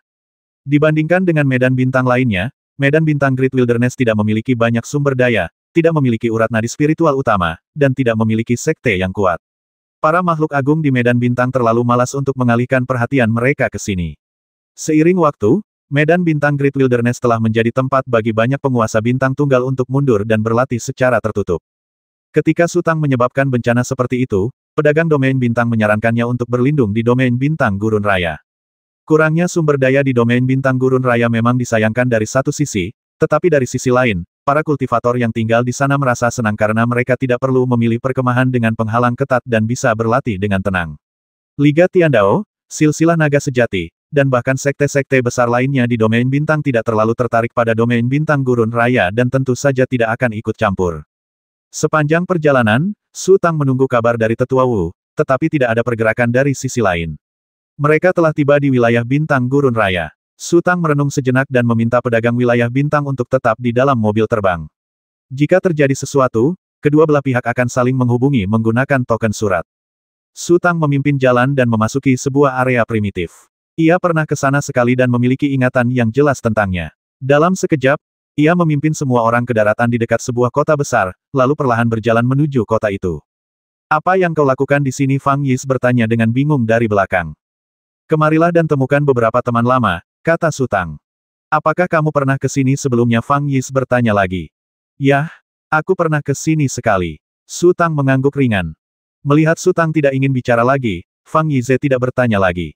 Ia menunggu sebentar, lalu berbisik kepada Ding Hai Xingjun dan yang lainnya. Sementara sebagian besar wilayah bintang di luar kacau balau, wilayah asli wilayah bintang alam liar agung tetap relatif tenang dan damai. Sutang berjalan dan berhenti, tiba-tiba berhenti di depan sebuah restoran. Ia berbalik dan berkata, tunggu aku di dalam. Aku akan segera kembali. Aku akan pergi bersamamu, kata si Xiaoru. Sutang memikirkannya dan mengangguk, oke. Di sisi selatan kota, terdapat hamparan halaman yang dalam. Sutang dan si Xiaoru menggunakan teknik terbang untuk terbang dari ketinggian. Sebenarnya, Sutang hanya ingin berjalan-jalan santai. Jika ia melihat sesuatu, itu akan menyenangkan. Jika tidak, tidak masalah. Mungkin itu benar-benar sebuah kesempatan. Ia melihat seorang anak bermain di kolam dan dua gadis berpakaian seperti pelayan duduk di paviliun di tepi kolam. Mereka pasti sangat mengantuk, mungkin karena cuaca terlalu panas dan mereka terlihat mengantuk. Anak itu berlari sendirian ke jembatan batu di seberang kolam. Kolam itu sangat jernih dan ikan-ikan kecil terlihat berenang riang di dalamnya. Anak itu berbaring di jembatan batu dan mengulurkan tangan untuk meraih sesuatu, tetapi kemudian ia kehilangan keseimbangan dan jatuh tertelungkup. Pada saat ini, sosok Sutang tiba-tiba muncul di jembatan batu. Ia mengulurkan tangan dan meraih salah satu kaki anak itu, lalu mengangkatnya. Anak itu sangat berani dan hampir jatuh ke dalam kolam. Ia diangkat terbalik, tetapi ia sama sekali tidak takut dan menatap Sutang sambil tersenyum. Sutang menopang anak itu saat ia berdiri di jembatan batu. Ia mengalihkan pandangannya dan melihat cincin penyimpanan di jari anak itu. Kemudian, sosok si Xiaoru jatuh dari langit. Ia tentu saja berpengetahuan luas dan berkata dengan heran, anak sekecil itu juga seorang kultivator, dia benar-benar punya cincin penyimpanan. Si Xiaoru sudah berlatih begitu lama, dan baru setahun ia memakai cincin itu. Dan anak kecil yang terlihat hanya mengoceh itu, ternyata punya cincin. Sutang berjongkok dan menatap anak itu sambil tersenyum. Anak itu mengulurkan tangan dan mencubit hidung Sutang, mencubitnya dengan kuat sambil tersenyum. Siapa namamu? Tanya Sutang dengan suara rendah. Namaku Yaya, jawab anak itu dengan suara jelas. Suara anak itu membangunkan kedua pelayan itu, dan tiba-tiba mereka melihat dua orang asing di jembatan batu di atas kolam. Mereka terkejut dan berdiri untuk bergegas, tetapi kemudian mereka melihat pisau besar yang mengerikan di punggung si Xiaoru, dan mereka langsung tercengang. Seorang wanita yang membawa pisau sebesar itu sepertinya bukan orang baik. Mereka berhenti sejenak, lalu berbalik dan bergegas keluar bersamaan. Sutang mengabaikan kedua pelayan itu dan dengan lembut menyisir rambut anak itu dengan jari-jarinya. Lalu ia berkata, sebenarnya, kau punya nama lain, Sius Hui. Gadis kecil itu mengerjap. Ia tidak begitu mengerti apa yang dikatakan Sutang. Ia hanya menatapnya dengan mata terbelalak dan penuh rasa ingin tahu. Anak ini sangat cantik, dia berpotensi menjadi wanita cantik, kata si Xiaoru. Tentu saja aku jauh lebih rendah darimu. Su Tang merentangkan tangannya, menggendong anak itu, lalu berjalan menyusuri jalan berbatu. Su Tang dan Si Xiaoru baru saja sampai di tepi kolam ketika keributan meletus dari luar halaman. Seorang pria gemuk bergegas masuk dengan terengah-engah, berteriak sambil berlari, "Siapa kau datang ke rumahku, Zhu Bancheng? Untuk membuat masalah kau percaya aku bisa menghabisimu hanya dengan satu kata." Sekelompok penjaga bergegas masuk mengikuti pria gemuk itu. Mereka berwajah garang dan menyerbu ke arah Su Tang. Pria gemuk itu begitu ketakutan ketika melihat Su Tang hingga ia tertegun. Lututnya melunak dan ia jatuh ke tanah dengan bunyi gedebuk tuan. "Lao Zhu menyapa Anda, hentikan, hentikan." Para penjaga kebingungan dan berhenti bergerak, lalu berbalik menatap pria gemuk itu. Pria gemuk itu praktis merangkak berlutut saat ia menghampiri Su Tang, dengan senyum menawan di wajahnya. "Pak Tua, sudah beberapa tahun sejak terakhir kali kita bertemu, tapi kau sama sekali tidak terlihat lebih tua. Kenapa kalian masih berdiri di sana? Keluar dari sini." Melihat pria gemuk itu begitu patuh, para penjaga secara kasar memahami identitas Su Tang. Wajah mereka memucat dan mereka mundur keluar halaman. "Zhu Bancheng, apakah kamu masih mengenaliku?" kata Su Tang sambil tersenyum. "Tentu saja aku mengenalinya," kata pria gemuk itu sambil tersenyum. "Tubuhmu sekarang jauh lebih kuat daripada dulu. Dulu, kau hanya punya waktu 10 tahun lagi untuk hidup. Tapi sekarang, kau mungkin bisa hidup 60 atau 70 tahun lagi tanpa masalah," kata Su Tang.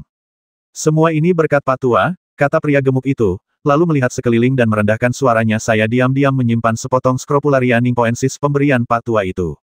Saya hanya memotong sepotong kecil setiap bulan dan merebusnya dalam air. Sungguh menakjubkan, hanya setelah 2 bulan bertekun, saya merasa seperti puluhan tahun lebih muda dan penuh energi. Hanya saja perut saya tidak mau mengecil." "Hehe.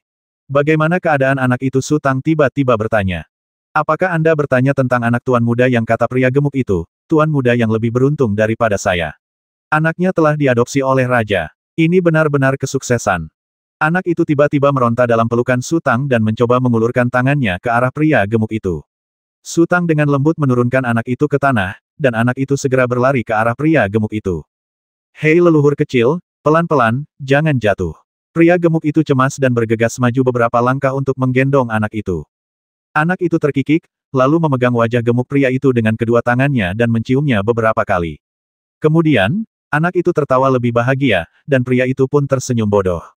Kepedulian dan kasih sayangnya sungguh tulus dari lubuk hatinya, tanpa kepalsuan. Su Tang menghela napas lega, lalu mengeluarkan sebuah kotak dari cincin penyimpanannya dan melemparkannya kepada pria gemuk itu. "Mungkin ada lusinan pil di sini. Bagi 1 pil menjadi 12 bagian, dan rebus 1 bagian setiap bulan." "Mengerti. Terima kasih banyak, Pak Tua." Pria gemuk itu sangat gembira. Saat pertama kali bertemu Su Tang, ia sama sekali tidak percaya pada Scrofularia C, tetapi sekarang ia telah merasakan sendiri manfaat Scrofularia C, dan tentu saja mengerti bahwa apa yang diberikan Su Tang kepadanya jelas bukan hal biasa. "Ini untuk raja." Su Tang mengeluarkan kotak lain dan berkata, "Aku ada urusan lain, jadi aku tidak akan menemuinya. Berikan saja padanya." Saya mengerti. "Tenang saja, Tuan Tua, saya pasti akan menyerahkan barang-barang Anda langsung kepada raja," kata pria gemuk itu cepat. "Tunggu beberapa tahun lagi, nanti kalau mereka sudah dewasa, baru boleh menikah." Su Tang berkata, "Katakan pada raja, siapapun yang berani mengganggu pernikahan mereka, aku akan membuat tempat ini tandus." Ya, pria gemuk itu merendahkan suaranya. "Ayo pergi." Su Tang berbalik dan berkata pada Si Xiaoru. Mereka berdua melompat ke udara dan terbang menjauh. Si Xiaoru tak kuasa menahan diri dan bertanya pelan, "Siapa anak itu?" "Aku mengenalnya di kehidupanku sebelumnya dan berutang budi padanya," kata Su Tang. "Kurasa aku seharusnya membalas budinya sekarang." Kehidupan sebelumnya Si Xiaoru sedikit bingung.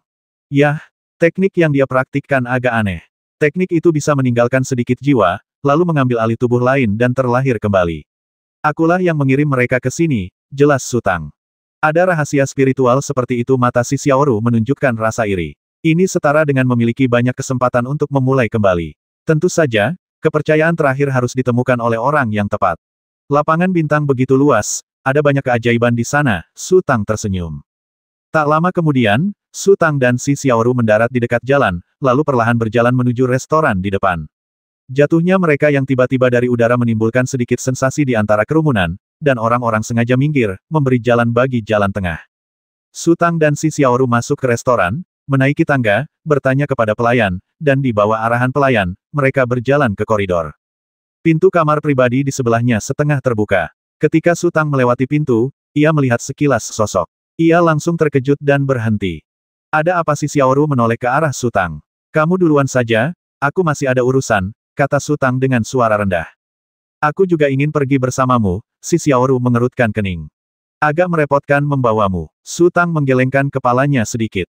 Baiklah, baiklah. Si Xiaoru sedikit enggan, tetapi tetap berbalik dan mengikuti pria itu ke depan. Su Tang menjernihkan pikirannya dan perlahan mendorong pintu kotak itu. Hanya ada seorang pria parubaya di ruang pribadi itu. Ia mengenakan jubah abu-abu dan memegang gelas anggur. Gelas itu kosong, tetapi ia terus memegangnya. Matanya berkedip-kedip, dan tak seorang pun tahu apa yang sedang dipikirkannya. Ia begitu fokus sehingga tak menyadari kedatangan Su Tang yang tiba-tiba. Su Tang dengan lembut mengambil teko anggur dan mengisi gelas pria parubaya itu. Kemudian, ia mengambil gelas lain dari meja kecil di sebelahnya, mengisinya juga, lalu duduk di hadapan pria parubaya itu. Kau pria parubaya itu tampak sangat terkejut. Ia menatap Su Tang dengan tatapan kosong. Tian Mo, ini sebenarnya kau kenapa kau ada di sini? Saudara Wen Jie, sepertinya kita memang ditakdirkan untuk bertemu, kata Su Tang sambil tersenyum, bagaimana kita bisa bertemu di tempat seperti ini? Apa yang kau lakukan di sini? Tanya Jie Xingjun dengan cemas. Aku hanya jalan-jalan. Su Tang berkata samar-samar, bagaimana denganmu? Tanya Jie Xingjun, kenapa kamu di sini, bukannya berlatih di Gunung Tianle? Aku ke sini mau ketemu teman. Wen Jie Xingjun tersenyum kecut, lalu perlahan mengalihkan pandangannya kembali ke Su Tang. Terakhir kali kau bilang mau ke Gua Hasrat, tapi kau tak pernah kembali. Lalu, sekelompok kultivator lari ke Gunung Tianle untuk membuat masalah, dan mengaku sebagai temanmu. Kejadian itu hampir menimbulkan masalah besar.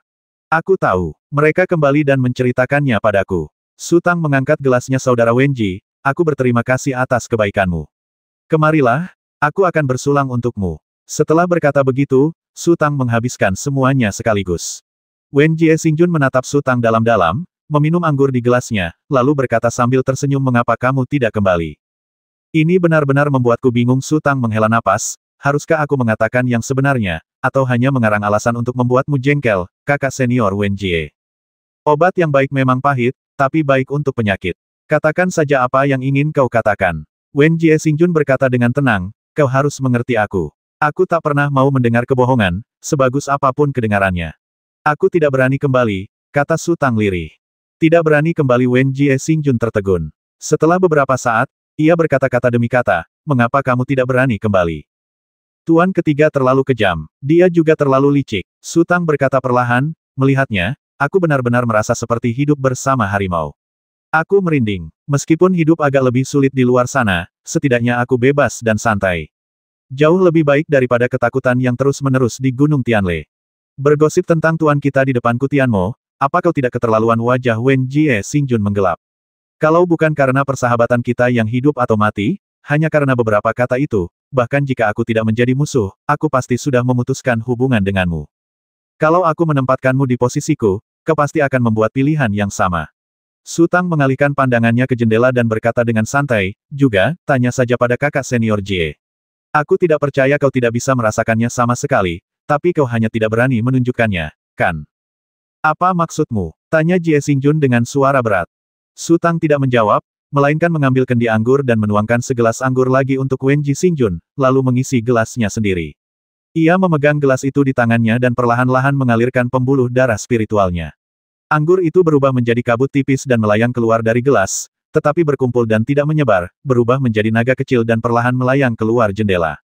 Satu napas dapat memindahkan gunung dan sungai. Wen Jie Xingjun terkejut.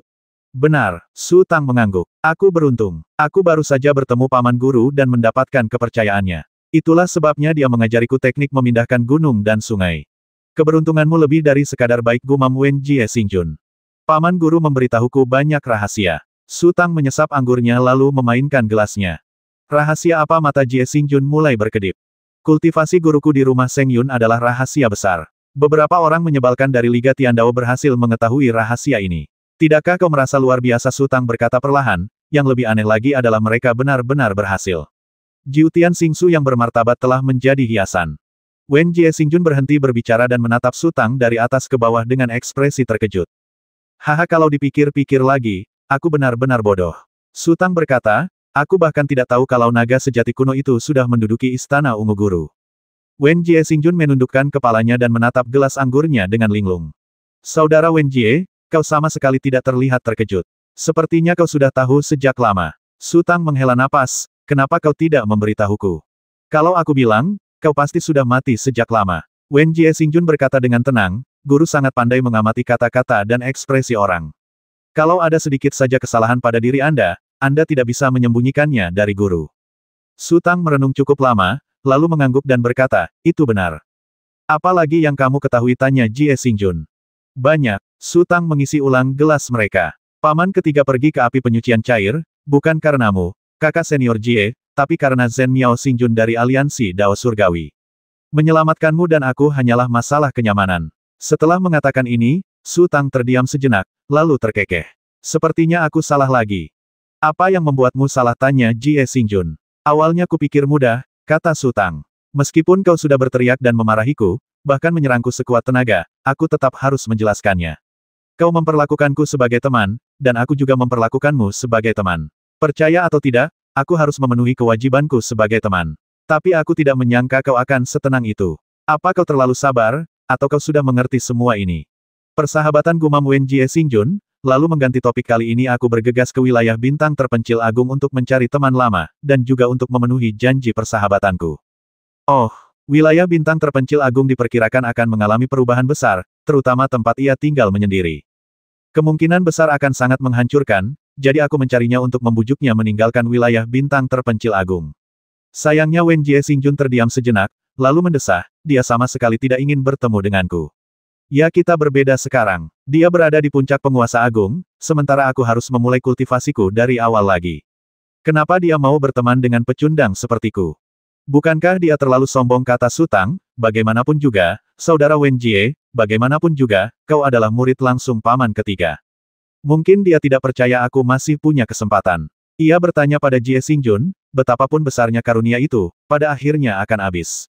Jika aku tidak bisa melakukannya sendiri dan hanya mengandalkan pemeliharaan guru, berapa lama aku bisa bertahan? Kakak senior Wen Jie, kau benar-benar bisa memikirkan hal ini. Ekspresi Su Tang sedikit terkejut, ini di luar dugaanku. Ibel, kau belum cukup lama berada di langit berbintang. Wen Jie Xingjun menggelengkan kepalanya, matanya linglung. Terutama saat aku menderita di api penyucian cair, aku selalu memikirkan banyak hal acak. Tapi beberapa di antaranya tak bisa kupastikan kecuali aku sudah bosan hidup. Dan beberapa di antaranya tak ingin kupikirkan terlalu serius, karena tak akan ada gunanya bagiku. Siapa teman yang kau cari, tanya Su Tang penasaran. Apa yang kau inginkan darinya? Aku hanya memperingatkannya dengan niat baik bahwa wilayah bintang terpencil agung akan mengalami perubahan drastis. Senyum sinis muncul di sudut mulut Wen Jie Xingjun. Tapi karena dia tidak mau bertemu denganku, aku tidak bisa berbuat apa-apa. Bukannya aku acuh tak acuh terhadap nasibnya, ini memang takdirnya. Perubahan drastis apa yang akan terjadi di wilayah bintang gurun besar, tanya Su Tang buru-buru. Mengapa kamu tertarik dengan hal semacam ini, tanya Jie Xingjun. Akhir-akhir ini aku berlarian, dan aku kelelahan. Aku hanya ingin mencari tempat untuk beristirahat dan memulihkan diri. Su Tang berkata, itulah sebabnya aku membawa beberapa teman ke wilayah bintang Great Wilderness. Jika akan ada perubahan drastis di sini, aku khawatir kita datang ke tempat yang salah. Kau benar-benar datang ke tempat yang salah. Wen Jie Xingjun meraih kendi anggur. Kali ini, giliran dia menuangkan anggur untuk Su Tang. Ia lalu mengangkat gelas anggurnya dan memberi isyarat kepada Su Tang, cepat pergi. Kalau kau terlambat 3 atau 5 hari, kau tidak akan bisa pergi. Saudara Wen Jie, kalau kau percaya padaku, ceritakan saja semuanya, kata Su Tang sambil tersenyum kecut, akhirnya aku menemukan tempat yang nyaman untuk beristirahat. Aku boleh pergi, tapi kau harus memberi tahuku alasannya. Sudah kuingatkan, terserah padamu mau pergi atau tidak, kata Wen Jie Xingjun ringan. Saudara Wen Jie, kau bersusah payah datang jauh-jauh ke wilayah bintang terpencil agung hanya demi seorang teman yang sudah lama tak kau jumpai, tapi kenapa kau begitu pelit bicara padaku? Su Tang mendesah, mungkinkah aku bukan temanmu? Provokasimu takkan membodohi anak kecil sekalipun, apalagi aku, tanyanya. Kemudian, matanya berkedip, kalau kau ingin mendengar kebenarannya, katakan saja yang sebenarnya. Kenapa kau datang ke wilayah bintang terpencil hanya untuk beristirahat? Haha, wilayah bintang itu begitu luas, kau bisa pergi kemana saja. Apa kau harus datang ke wilayah bintang terpencil? Su Tang merenung sejenak. Ia ingin mengarang alasan agar bisa lolos dari masalah ini, tetapi Jie Xingjun sangat licik dan alasan biasa hanya akan menjadi bumerang. Ia tidak dapat menemukan alasan yang tepat untuk saat ini dan tidak tahu harus berkata apa. Kau tidak ingin mengatakannya, tanya Wen Jie Xingjun perlahan. Saudara Wen Jie, saya sungguh minta maaf. Su Tang berkata tanpa daya, saya dipercayakan dengan masalah ini. Jika saya menceritakan semuanya, saya akan mengecewakan klien. Jika saya mengarang alasan sembarangan, saya juga akan mengecewakan Anda. Jadi, kau pintar sekali, Wen Jie Xingjun terkekeh.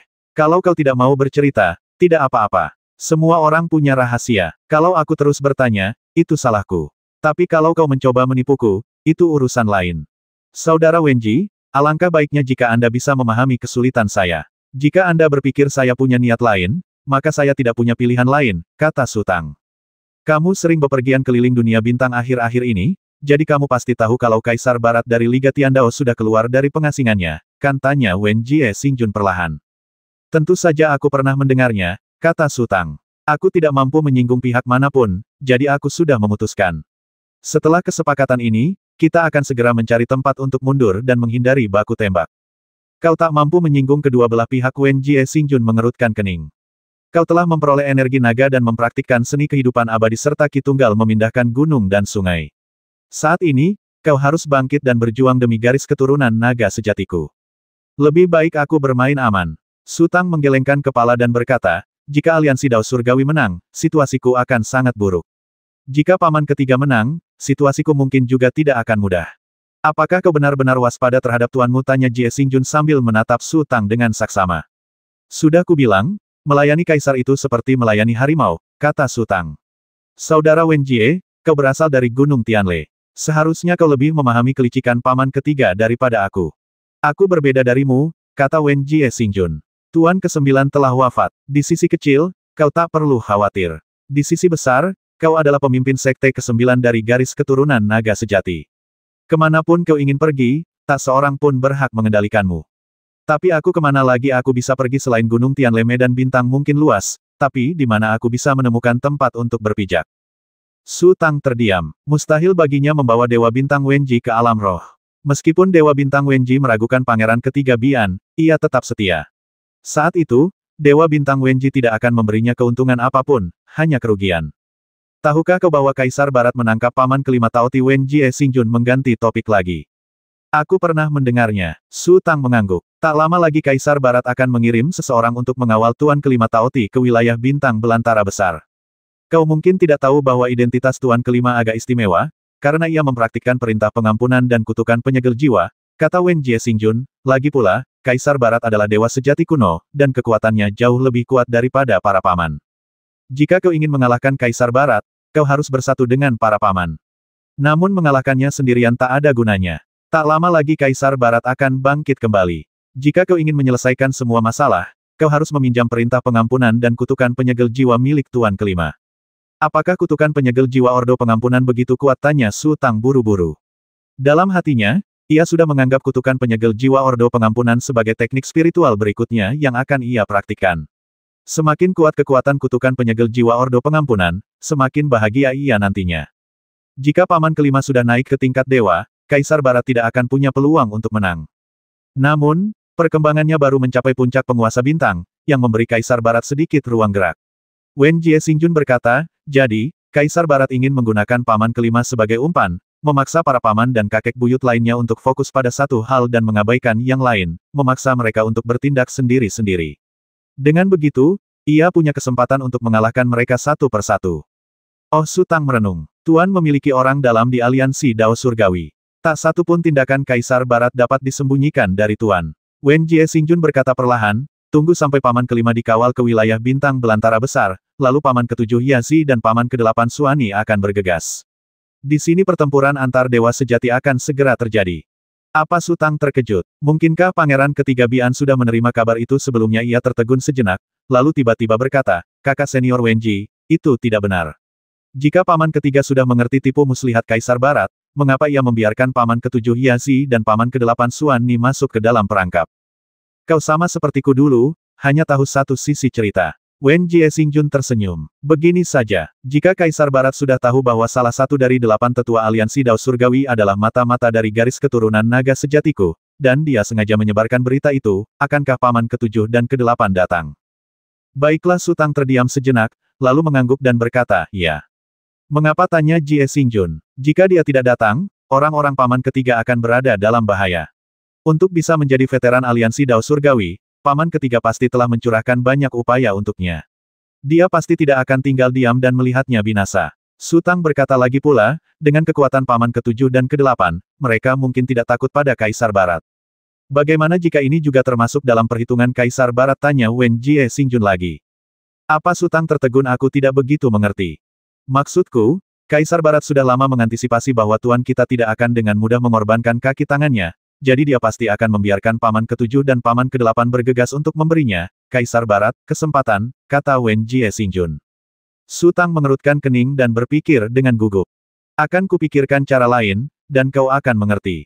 Wen Jie Xingjun berkata, pertama, tuan tidak tahu apa-apa. Beliau hanya tahu bahwa paman kelima akan dikawal ke wilayah Bintang Gurun Raya, dan pertempuran ini tentu saja tak terelakkan. Kedua, tuan telah menerima informasi dari orang dalam dan memahami bahwa ini semua adalah jebakan yang dibuat oleh Kaisar Barat. Demi melindungi orang dalam itu, pertempuran ini tetap tak terelakkan. Ketiga, tuan mengetahui semua rencana Kaisar Barat, tetapi untuk melumpuhkan Kaisar Barat, beliau tetap memilih untuk memberi Kaisar Barat sedikit makanan manis, agar Kaisar Barat dapat mengendurkan kewaspadaannya. Bisa dibilang tuan akan menerima jurus ini dari Kaisar Barat apapun yang terjadi. Wen Jie Xingjun tersenyum. Lagi pula, ini hanya pertandingan tanding. Kaisar Barat tidak yakin akan menang, dan paman ketujuh dan kedelapan tidak akan berani mengaku bisa mengalahkan dewa sejati kuno. Mereka tidak perlu takut. Su Tang tampak ragu-ragu. Terlalu banyak alur cerita dalam kata-kata Jie Xingjun, yang membuatnya agak bingung. Ia memikirkannya cukup lama sebelum akhirnya menemukan kuncinya. Kaisar Barat tidak bermaksud menentukan hasil dalam satu pertempuran. Ia hanya mengambil langkah acak dan menunggu reaksi dari garis keturunan naga sejati. Kemudian, ia akan merangkum informasi tersebut dan membuat penilaian yang sesuai terhadap garis keturunan naga sejati. Dengan kata lain, kedua belah pihak menyadari bahwa ini adalah perang yang berkepanjangan karena tidak ada pihak yang dapat sepenuhnya mengalahkan pihak lain dalam waktu singkat. Tuan berkata bahwa Kaisar Barat adalah satu-satunya musuh tangguh yang pernah beliau hadapi, kata Wen Jie Xingjun perlahan, matanya tersenyum saat ia mengamati Su Tang dari atas ke bawah. Kalau kau tidak bisa memahaminya, jangan dipikirkan. Aku sebenarnya masih agak bingung. Lagi pula, air berlumpur ini di luar kemampuanmu untuk mengarunginya. Pergilah sejauh yang kau bisa. Lalu apakah paman kelima ada di wilayah Bintang Gurun Besar, gumam Su Tang? Kalau tidak, kemana dia akan pergi? Jangan dipikirkan, Wen Jie Xingjun tertawa. Apalagi kamu, bahkan tuan pun tidak bisa memahami pikiran Kaisar Barat. Namun, beliau berencana pergi ke kediaman Feng Xia bersama paman kedua. Begitukah? Su Tang tersenyum getir. Apa mereka datang ke sini tanpa tujuan? Entah itu Kaisar Barat atau tuan kita, pikiran mereka berada di luar pemahaman kita berdua. Wen Jie Xingjun berkata, kita hanya bisa bersembunyi dan menyaksikan kegembiraan dari jauh. Setelah pertarungan ini benar-benar berakhir, kita bisa keluar dan menunjukkan keuntungan dan kerugian mereka, serta mengomentari kekuatan dan kelemahan mereka. Setelah mengatakan ini, Wen Jie Xingjun perlahan berdiri dan berkata, Tian Mo, aku pergi dulu. Maukah kau kembali ke Gunung Tianle bersamaku, atau mencari tempat tinggal sendiri?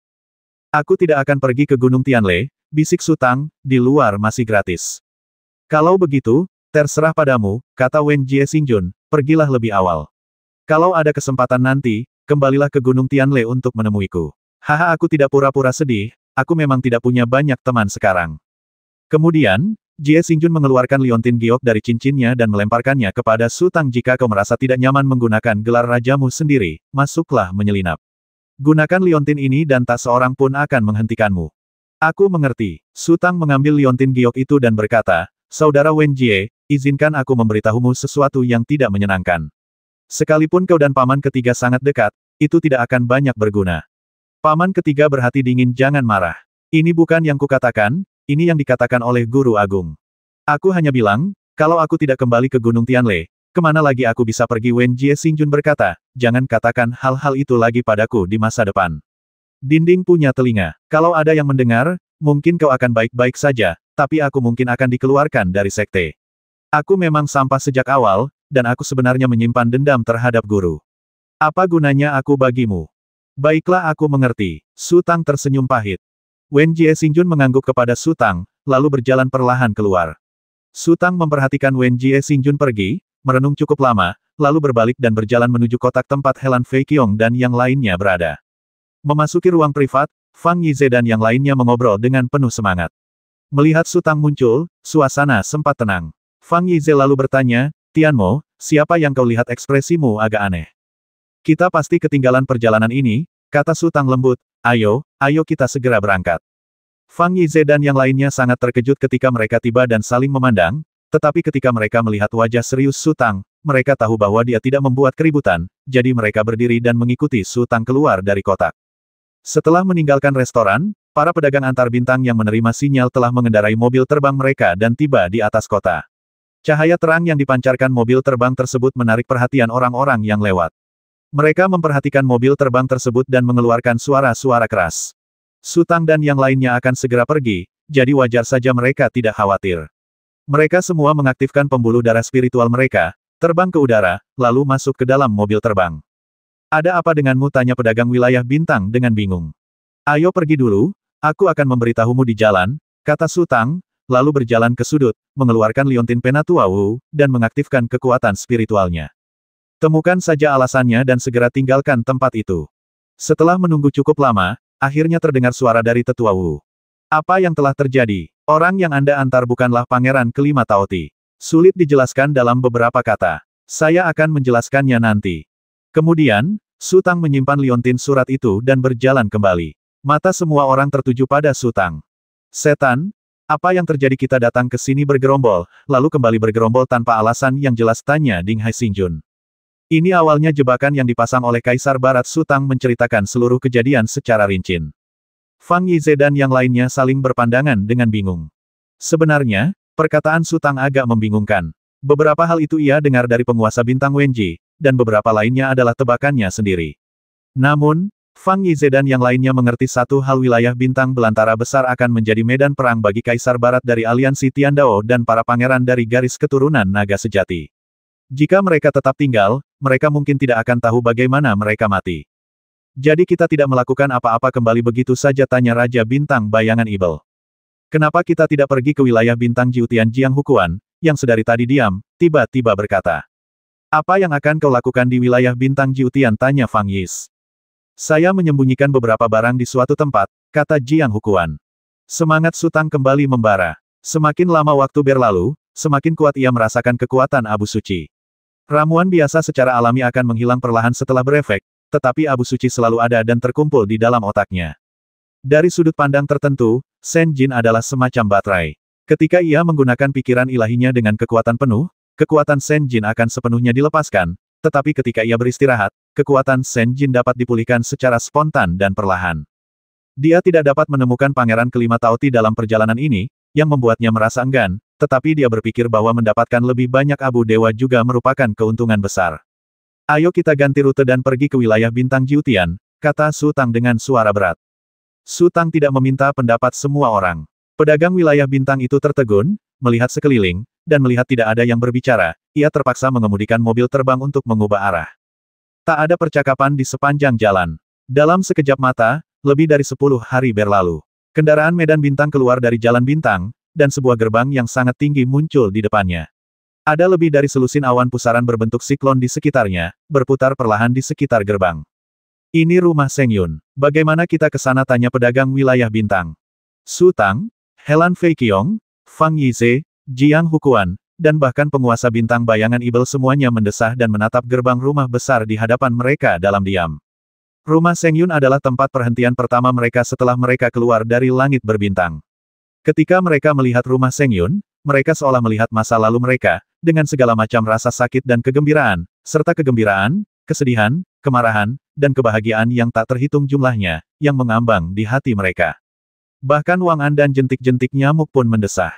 Disinilah mereka dihadang di rumah Seng Yun oleh Pangeran ke-6 Gongfu. Sekeras apapun mereka berjuang dan mengerahkan seluruh kekuatan, pada akhirnya mereka tak mampu lolos dari pengepungan yang luar biasa itu dan keduanya pun tertangkap.